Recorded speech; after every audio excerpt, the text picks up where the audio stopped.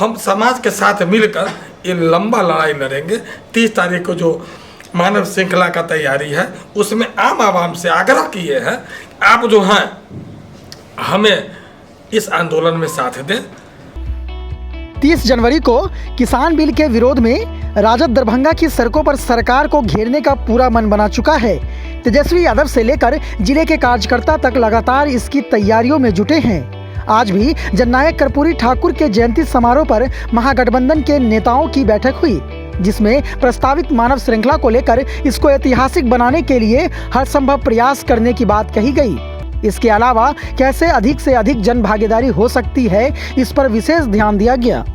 पूर्व विधायक कामेश्वर पूर्वे के साथ कर्पूरी जी के साथ कई बार पदयात्रा का मुझे मौका मिला और कई सीनियर लीडर को मैं नज़दीक से देखा।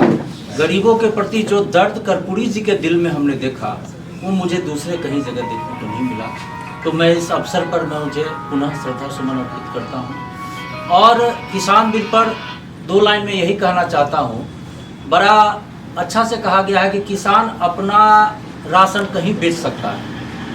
इतना अच्छा लाइन का उपयोग किया गया है, एक ग्लैमरस लाइन है चेहरा को सुंदर बनाने का, अर्थात व्यापारी कहीं खरीद सकता है।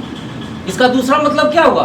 किसान अपना कहीं बेच सकता है, यानी कि व्यापारी अपना कहीं खरीद सकता है। तो मूल रूप से ये व्यापारियों, जो व्यापारी में भी छोटे व्यापारी नहीं, बड़े व्यापारी घरानों के फेवर में ये कानून बनाया गया है और नाम दिया गया है किसान कानून। पर ये आज कर्पूरी जयंती पर अपने यहाँ ये समारोह रखा गया था, इसमें क्या उद्देश्य था? देखिए, कर्पूरी जी को याद करने के लिए और उनके दिखाए रास्ता पर चलने के लिए महागठबंधन के कार्यकर्ता एकजुट हुए।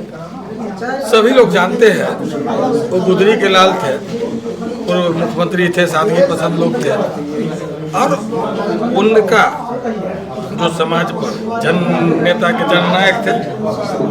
तो हम लोग आज संकल्प लिए हैं जननायक के जयंती पर कि किसान आज जो दिल्ली के अंदर आंदोलित है उनके समर्थन में और केंद्र सरकार का जो काला कानून है, इन कानून, उसके विरोध में जनता को बताएंगे किस तरह ये जनता, व्यापारी और आम उपभोक्ता का विरोध में ये कानून है। जनता नहीं समझ रहा, जनता को ये नहीं लग रहा है कि ये परेशानी केवल किसान को भी नहीं लग रहा है।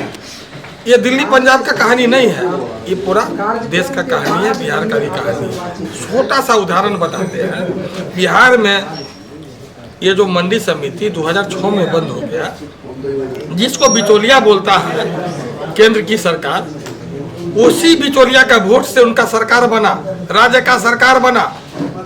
ग्रामीण परिवेश से कृषि उपज व्यापारी खरीदा करता है, प्रखंड स्तर या खुदरा व्यापारी से वो बेचता है।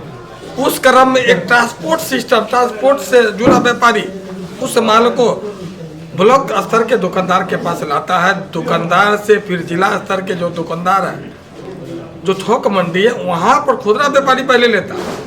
वहाँ एक ट्रांसपोर्ट सिस्टम से जुड़ा हुआ व्यापारी और है, तीसरा होलसेलर है, वो उद्योग तक माल पहुँचाता है। इस क्रम में अगर 3 बाजार समिति का फीस था, इस क्रम में अगर 300 रुपया क्विंटल बिचौलिया कमाता है, खाता है, तो 5 लेयर है। इसका लाभ किसान को मिलना चाहिए था। आज भी धान ट्रक से, उद्योग का ट्रक खेत के बगल में लगता है और 900 रुपया, 1000 रुपया में धान दिल्ली, उत्तर प्रदेश जाता है। इस काला कानून का दंश बिहार झेल रहा है।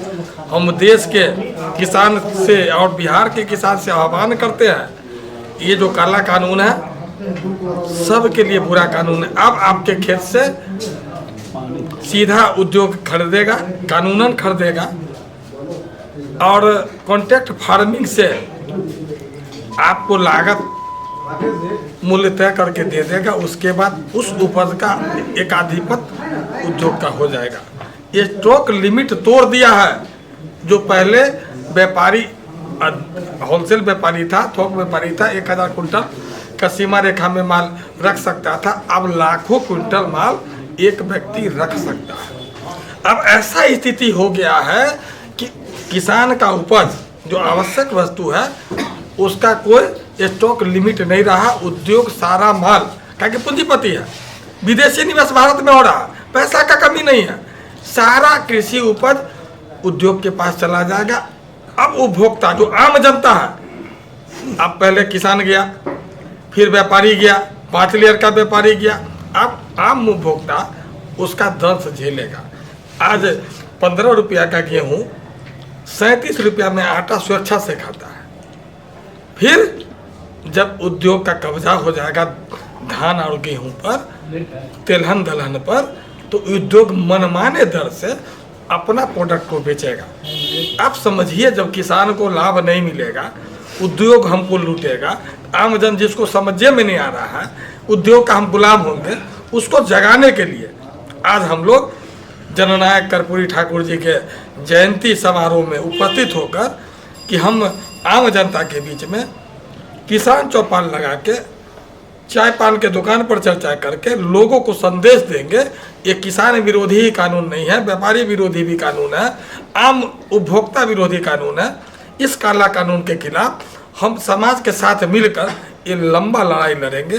30 तारीख को जो मानव श्रृंखला का तैयारी है, उसमें आम आवाम से आग्रह किए हैं, आप जो हैं हमें इस आंदोलन में साथ दें, और जो दिल्ली के अंदर आंदोलनरत किसान हैं उनके पक्ष में, और अन्य मामला जो है शिक्षक, नियोजित संविदा कर्मी या आउटसोर्स वाले स्टाफ, सारे लोग राज्य सरकार से परेशान हैं। हम सब लोग से आग्रह करते हैं, जो विधि व्यवस्था से परेशान हैं उनसे भी आग्रह करते हैं, सब लोग आइए सड़क पर। इस क्रूर राज्य सरकार और केंद्र सरकार को मुंह तोड़ जवाब दीजिए।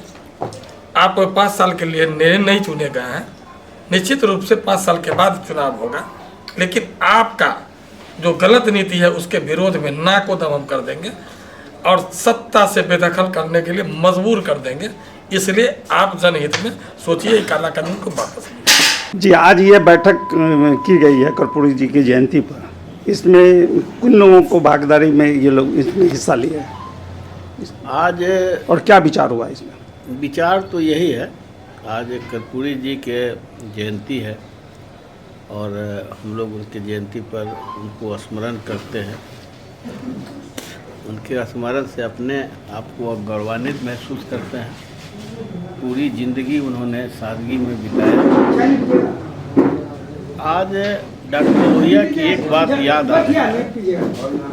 डॉक्टर लोहिया ने कहा था, जिंदा कौमें 5 साल तक इंतज़ार नहीं करती, और वो बिल्कुल साबित हो रहा है। जो जिंदा है, जो कौम अभी अपनी बात कहने के लिए अभी 2 महीने से लगभग 59वां या 60वां दिन आज है, आज एकदम बिल्कुल मुस्तैद होके है कि हम अपनी मांग लेके ही रहेंगे। उनकी मांग क्या है? उनकी मांग पहला उसका है कि उनका कोऑपरेटिव